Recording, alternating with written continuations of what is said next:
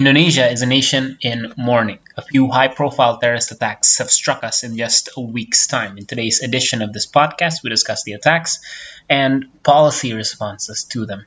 I'm Rayestu, and this is The Rayestu Show.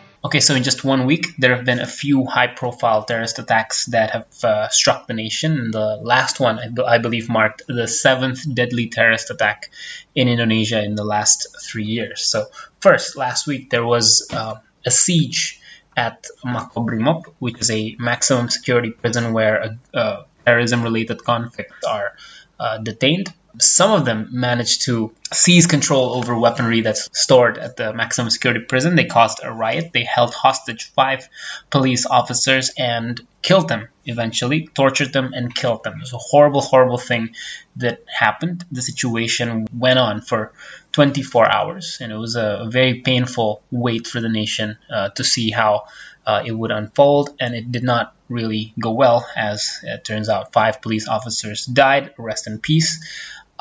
Just as we thought, that was the most horrible thing that could happen. The events on Sunday in Surabaya unfolded, which is just next level kind of stuff. Okay, so on Sunday, bombings took place in 3 different churches in Surabaya within just 5 minutes within each other. These bombings resulted in a total calamity of 13 people and 41 wounded. And here's the sickest part of the story. So the perpetrators are members of the same family. It's a family of 6, husband and wife, and 4 children, all complicit in the suicide attack.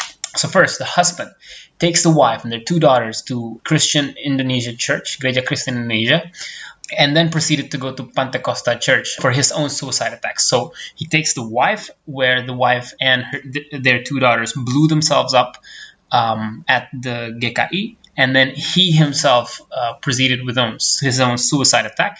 Their sons went on a motorbike and blasted their suicide bombs in another church, which is a Catholic church, Santa Maria Tak Bercela Church. Okay, now on the attack at the GKI church, the mom, along with her 2 little daughters, so the daughters are 9 and 12, I believe, wanted to enter the church when they were stopped to be questioned by church security. She insisted she wanted to go in, and then proceeded to wrap her arms around the security person and blew themselves up.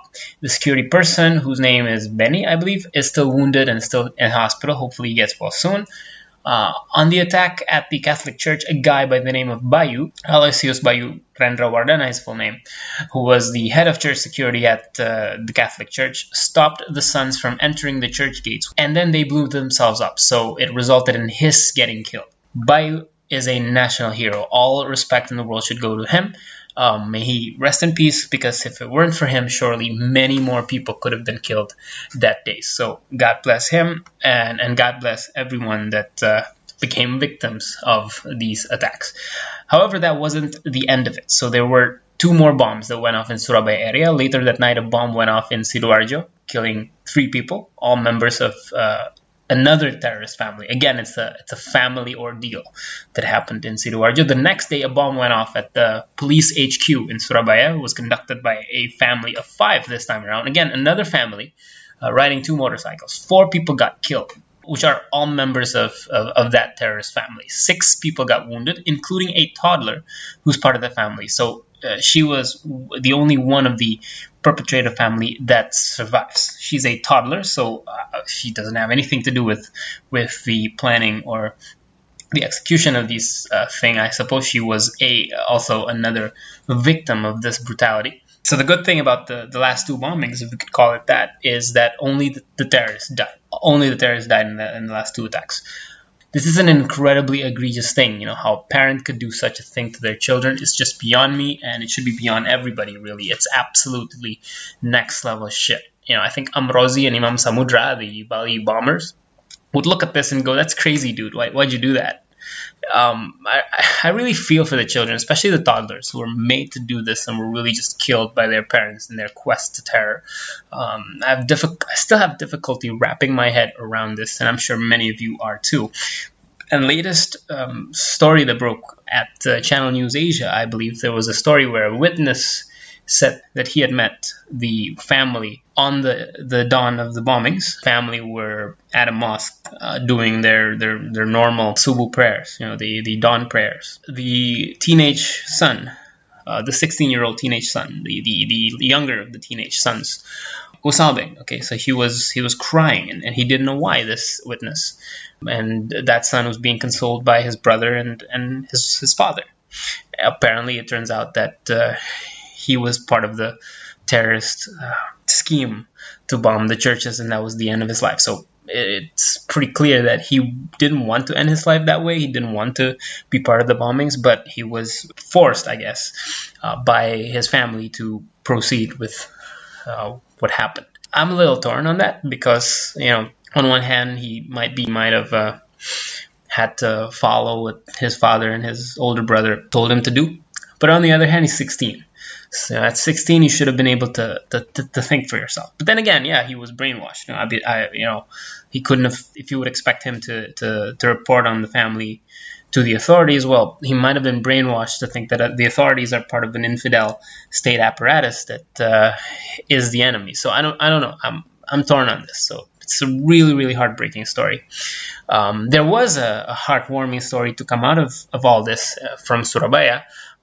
Just that day, hundreds of locals flocked the Indonesian Red Cross HQ to offer their bloods and be blood donors for any victims that might need them. So it's a neat thing, and we all hope that all the wounded people there get well soon. God bless everyone. Hopefully, things get back to normal sooner rather than later.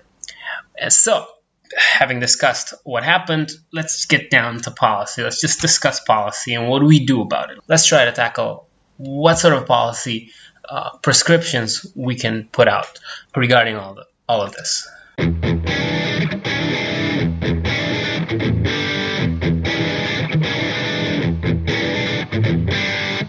Okay, so much of the debate going on regarding policy is, of course, regarding the revised terrorism bill.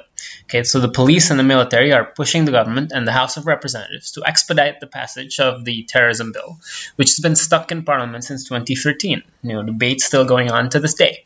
This revised terrorism bill will supposedly give authorities more leeway into preventing terror attacks before they happen, as opposed to after the fact, as the current law allows. The people who are opposed to this bill cite they're concerned about humanitarian concerns and that unlawful detentions and killings might be more rampant if this bill does pass.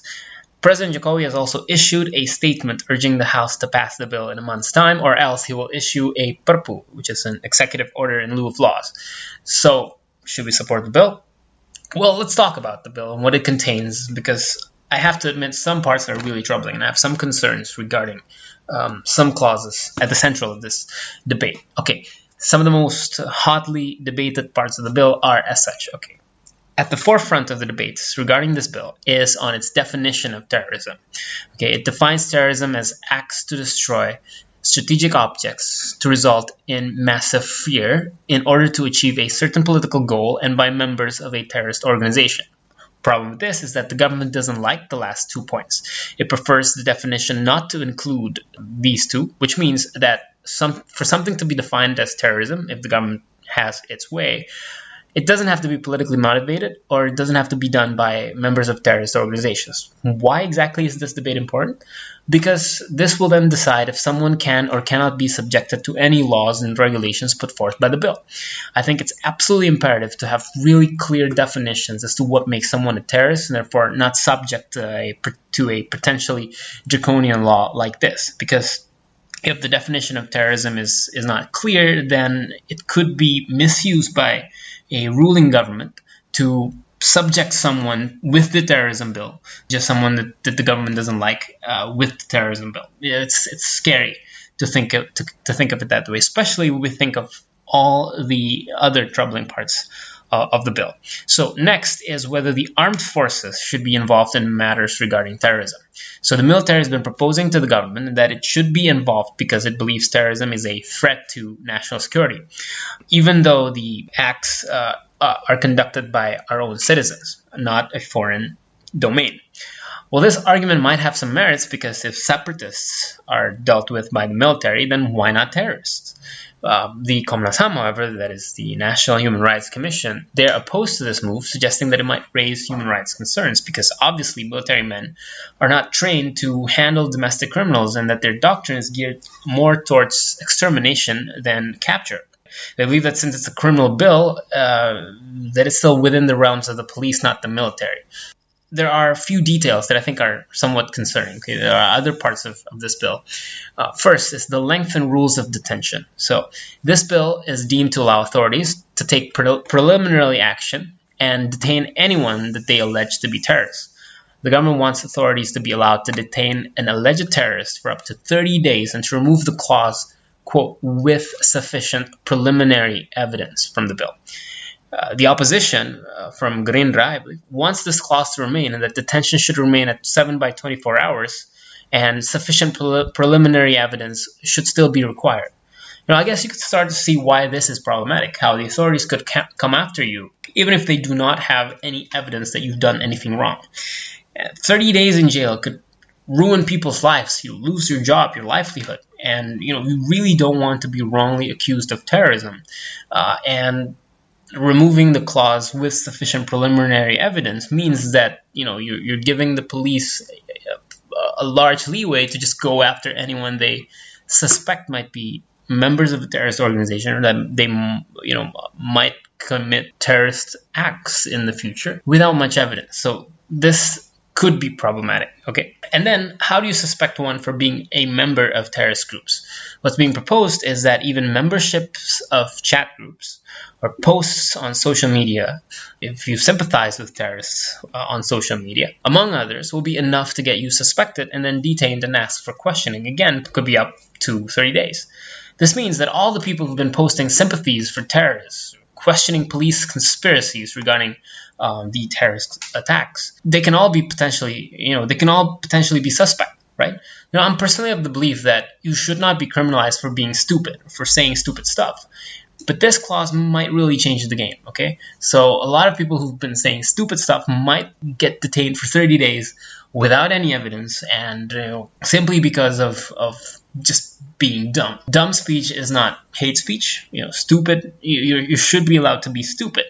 I do believe you need more than stupid posts to detain somebody for potentially suspecting them of being terrorists.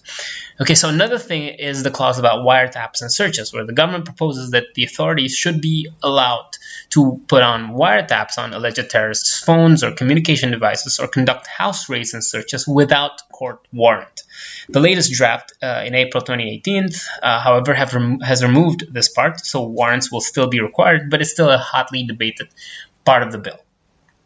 On one hand, you would think that terrorism is an extraordinary crime and that maybe these things are okay, to make it easier for authorities to catch the bad guys by removing evidence requirements or court warrants if they make it a hell of a lot more difficult to target terrorists. But then again, we're talking about a law with potentially somewhat loose definition of who it targets.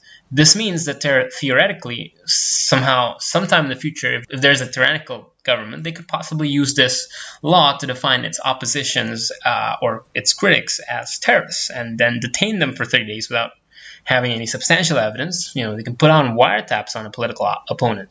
What I'm saying is that we need to be really, really wary of these concerns, not give the government or the House a blank check approving whatever they deem must be the end-all be-all of what it takes to hunt down terrorists. Okay, so I think this has to be really nuanced debate, and you can't really rush this. We need to sort these things through. But again, of course, on the other hand, terrorists these days are very different from those of the early 2000s, for example. Terrorists today are often individual actors pledging allegiance to a rogue foreign entity like ISIS. But they're not members of a sophisticated international terrorist organization. So it could just be some dude listening to ISIS propaganda on YouTube and deciding, I'm going to pledge allegiance to ISIS and I'm going to blow myself up at some church. You can't really predict these things. These people are amateurish, and they resort to easily obtainable materials to create bombs and detonate them somewhere, which means two things. One, it can take a much shorter amount of time from planning to execution, and 2, it can be hard to obtain any evidence somebody might be planning an attack because they might not have procured any materials until the very last days before they conduct the attacks. This means, yes, there isn't much that Intel could do about them, and any leeway in terms of the law could be useful, right? Detain anyone if you have as much as a hunch that they might be terrorists.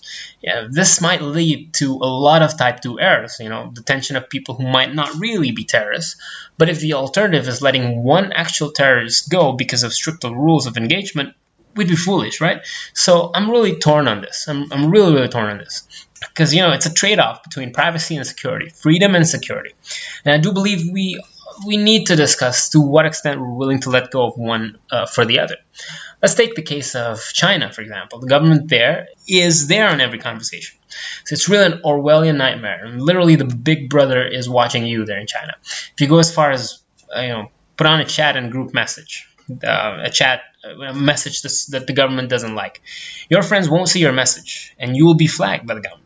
A few more messages and you'll see your social credit scores go down. You can't even leave town. Several more messages and maybe you get detained. Is China more secure that way? Absolutely. No doubt about it, right? They're more secure because they control whatever the people are saying. They know everything about what anyone is planning to do. But do you really want to live in that kind of society, right? And the terrorism bill is one thing, but aside from the terrorism bill, another debate that's going on in social media is regarding human rights and whether we should think about human rights at all when discussing how to deal with terrorists. It's clear they don't care about human rights at all, so why should we care about their human rights, right? But then my problem with this sentiment is that it's a slippery slope and that we might not want to get into. What exactly this "we shouldn't care about their human rights" mean?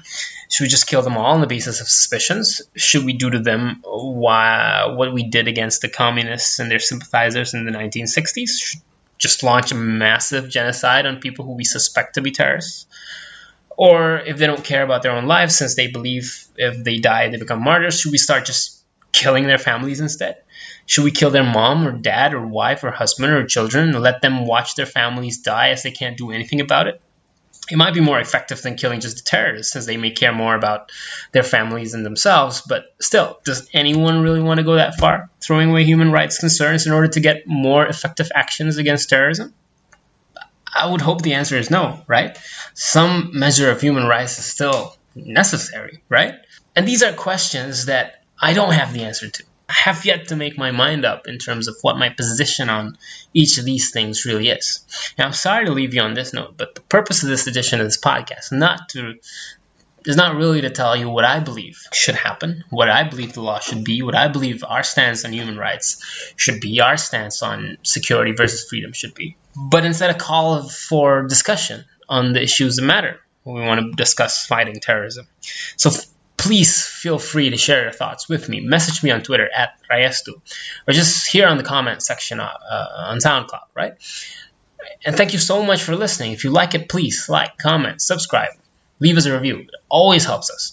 Stay tuned for the next edition of The Rayestu Show. Bye-bye.